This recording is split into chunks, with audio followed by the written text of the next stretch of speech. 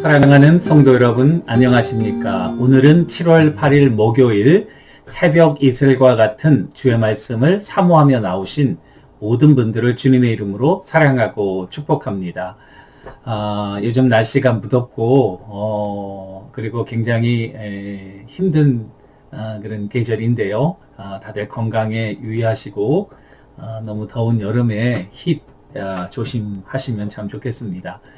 우리가 오늘 같이 상고할 말씀은 창세기 20장 1절에서 7절까지의 말씀입니다. 창세기 20장 1절에서 7절 제가 받들어 읽도록 하겠습니다.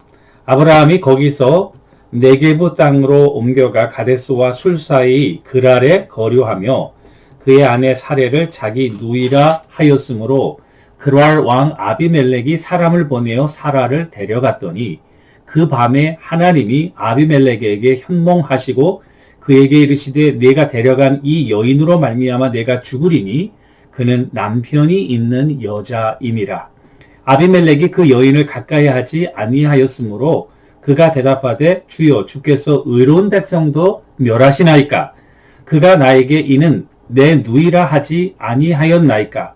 그 여인도 그는 내 오랍이라 하였사오니 나는 온전한 마음과 깨끗한 손으로 이렇게 하였나이다.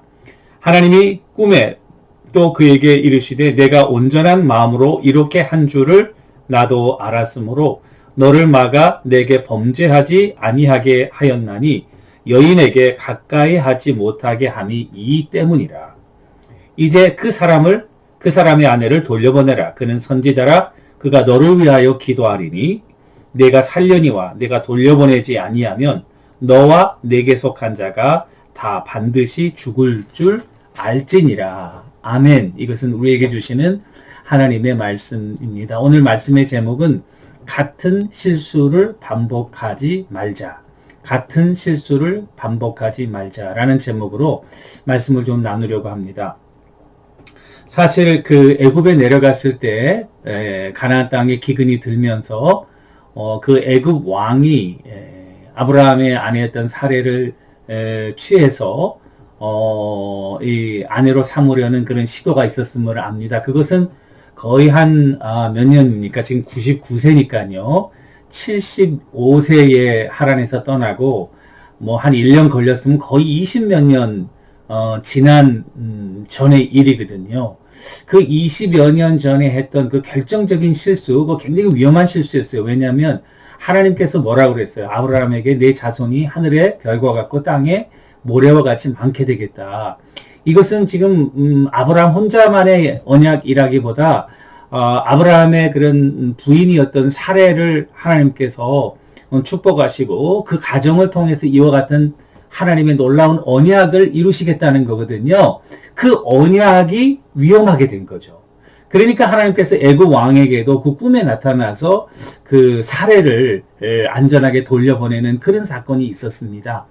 그때는 좀 믿음도 어리고 또 여러 가지로 좀 부름받은 지 얼마 안 되고 하나님에 대한 체험과 또 지식이 별로 깊지 않아서 그랬다라고 할 수 있지만 지금 거의 25년 지나면서 아브라함도 많이 성숙하고 실수를 통해서 정말 성장하고 있는 그런 모습인데요. 오늘 여기 보니까 또 결정적인 때에 자기 부인을 누이라고 속여서 여기 보시니까 우리 2절 그랄 왕 아비멜렉의 아내를 취하려고 했다는 거예요. 이거 참 너무나도 위험천만한 그런 일이 아닐 수 없습니다. 왜냐하면 아브라함은 뒤에 보시면은 13절에 처음 떠날 때 당신을 내가 남편이라고 그러면 사람들이 나를 죽이고 너를 취하게 될 것이다. 그러니까 우리가 나를 위해서 오빠라고 그래라. 이렇게 얘기를 한 거예요. 그렇지만은 오빠는 아니죠, 여러분. 물론 이복 동생이지만 그러나 부인이고 남편의 관계인데요. 여기 보시면 지금 이제 99세니까 이삭을 낳은 때가 얼마 안 남았거든요.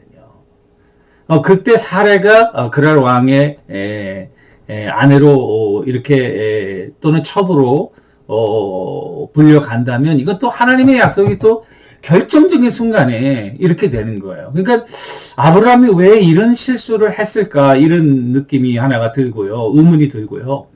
또 하나 여기서 우리가 생각해야 될 것은 아무리 그 사례가 이뻤다고 해도 지금 사례 나이가 90세인데요. 그랄 왕이 90세 된 할머니거든요. 할머니를 왜 첩으로 취하려고 했을까? 이런 의문이 드는 거죠. 그걸 찾아보니까 성경 주석가들이 뭐라고 이야기를 하냐면은 그 당시 강한 왕들이나 또는 자기의 파워를 자랑하기 위해서 이 귀족들은 전략적으로 많은 족속의 왕이나 나라의 귀족들의 딸, 자녀를 후궁으로 맞아들였고 그 후궁의 나이는 적게는 8세, 그리고 90세까지 이르렀고 그 나이도 다양했다. 이렇게 돼 있어요. 그러니까 아마 이 사례를 그냥 아내로 취하겠다, 여자로 이렇게 보고 아내로 취하겠다기보다도 그날 왕이니까 왕으로서의 그런 권위를 자랑하는 그런 일들 중에 하나가 아니었을까. 그럼에도 불구하고 이것은 하나님 편에서나 아브라함 편에서나 이거는 너무나도 위험천만한 사건이죠. 자, 이런 똑같은 실수를 반복하고 있다는 점이 여러분들과 제가 오늘 도전받고 새롭게 결단해야 될 문제가 아닌가. 우리도 때로 같은 실수를 반복하잖아요. 이것은 잠언에 보면은 개가 토한 것을 다시 먹는다라는 표현이 있어요. 개가 토한 거 얼마나 비위생적이고 더럽습니까? 그런데 그걸 또다시 먹는 거예요. 같은 죄를 반복하는 것은 개가 토한 것을 다시 먹는 것과 같다는 그런 익스프레션을 여러분들과 내가 잘 생각하고, 우리가 인간이니까 아브라함도 뭐 99세에 이렇게 잘못했는데 우리도 할 수 있지 않나? 우리도 할 수 있죠. 그런데 하지 말아야죠.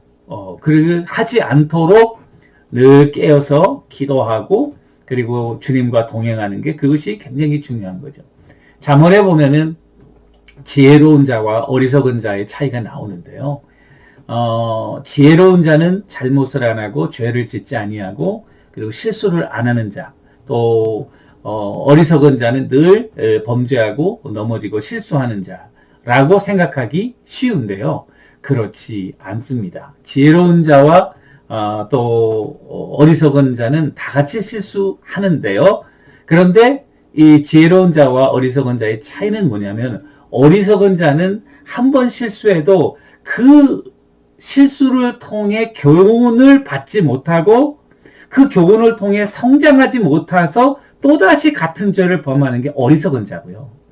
지혜로운 자는 넘어져요. 그렇지만은 그 넘어진 이유를 생각하고 그리고 왜 넘어졌는지를 잘 살펴서 다음에 그럴 경우에는 다시 넘어지지 않도록 배우고 성장하고 성숙한다는 점에서 이것이 어리석은 자와 지혜로운 자의 차이라는 사실입니다. 우리가 이렇게 거듭거듭 반복되는 죄를 하게 되는 이유가 몇 가지 있는 것 같아요. 첫 번째는 우리가 마음속으로 죄를 생각하기 때문에 그래요. 여러분 이거 어떻게 생각하실지 모르겠지만 여러분들과 내가 죄를 짓게 되는 경우가 많이 있죠. 그런데 여러분들이 죄를 짓는 걸 한번 생각해 보십시오. 우연하게 아무런 생각 없이 돌발적으로 갑자기 죄를 짓는 경우는 10가지 중에 한두 가지도 안 됩니다. 저의 경우도 보면 그래요. 그러니까 나도 모르게 내가 죄를 계획하는 거예요. We plan to sin. 그건 너무나도 아이러니컬하고 분명한 사실이에요. 따라서 죄를 짓지 않으려면 죄된 생각을 품지 말아야 돼요. 죄 지을 계획을 포기하셔야 돼요. 그리고 때로는 죄를 지을 생각이 날 때에 이것은 옳지 않다. 이것은 하면 안 된다. 이것은 하나님을 노하게 하신다. 하나님의 기쁨이 안 된다. 하나님의 영광을 가리운다. 이 생각을 딱 하면서 그 계획을 딱 끊으셔야 돼요. 이것이 첫 번째로 반복하지 않는 죄이고요. 두 번째 반복하게 되는 경우는 한 번 죄를 지었지만 그 죄의 심각성을 못 깨닫는 거예요. 그래서 뭐 또 져도 괜찮겠지 하는, 그러면서 우리 자신도 모르게 영적으로 어떻게 됩니까? 메말라 가죠. 하나님과의 담이 쌓이게 되죠. 하나님과 담이 쌓인다는 것은 생명의 기운이 끊긴다는 거예요. 여러분, 꽃이 아무리 예쁘면 뭐합니까? 뿌리에서 끊겨가지고 화병에다 꽂아 놓으면 뭐 일주일 가겠습니까? 그런데 분명한 것은요, 이 꽃은 얼마 안 있으면은 곧 죽게 된다는 사실입니다. 그런 의미에서 우리가 죄질 생각 계획을 포기하는 거, 이게 첫 번째 방법이겠고요. 두 번째는 죄의 심각성을 깨닫고 철저하게 회개하는 거예요. 내가 지은 죄에 대해서 철저하게 회개하고 성령님의 도우심을 구하는 거예요. 자, 아브라함 그렇게 해서 죄를 지었어요. 하나님이 간섭하시는 거예요. 자, 이게 또 놀라운 은혜입니다. 그렇게 저렇게 우리가 많이 계획을 해도 또 우리가 범죄하는 것은 또 당연한 사실 같아요. 그럼 어떡합니까? 더 큰 벌을 받아야 마땅하죠. 그런데 놀랍게도 하나님은 우리가 지은 죄대로 다 갚지 아니하시고 또 공의의 하나님이시지만 자비의 하나님이시라서 이렇게 은혜를 베푸셔서 그러랑 아비멜렉에게 꿈에 나타나서 그 여자는 아브라함의 부인이니까 너가 아내로 취하면 안 된다고 하는 경고의 메시지, 취하게 될 경우 죽게 될 것이라고 하는 하나님의 심판에 대한 경고의 메시지를 주는 이런 하나님의 간섭하심이 우리에게 있다는 것이 우리가 망하지 않는 이유가 아닌가 생각합니다. 그러나 이와 같은 그 하나님의 간섭을 늘 범죄하면서 기대하면 안 되겠죠. 우리가 아까 말했듯이 두 가지, 죄를 짓지 않을 지을 계획을 포기하고 그 지은 죄에 대해서 철저히 회개하는 그런 노력을 하면서도 그럼에도 불구하고 넘어질 경우 하나님이 반드시 붙드신다. 아무리 늦었다고 해도 그때에 진심으로 십자가 앞에 나와 회개할 때 하나님께서는 반드시 우리의 죄를 다 용서하시는 자비의 하나님이시라는 사실입니다.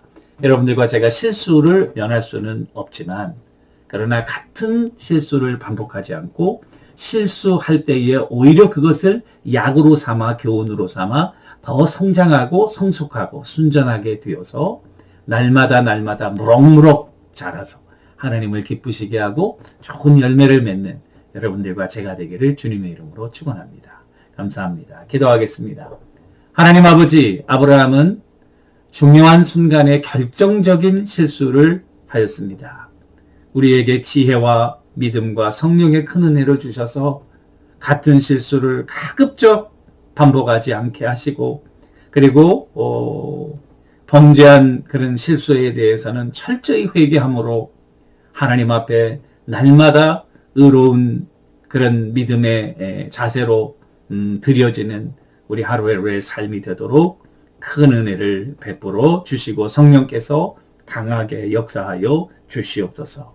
감사하며 예수님의 이름으로 간절히 기도 올리옵나이다. 아멘. 여러분 오늘도 이 놀라운 주님과 동행하시는 여러분들과 제가 되기를 주님의 이름으로 축원합니다. 감사합니다.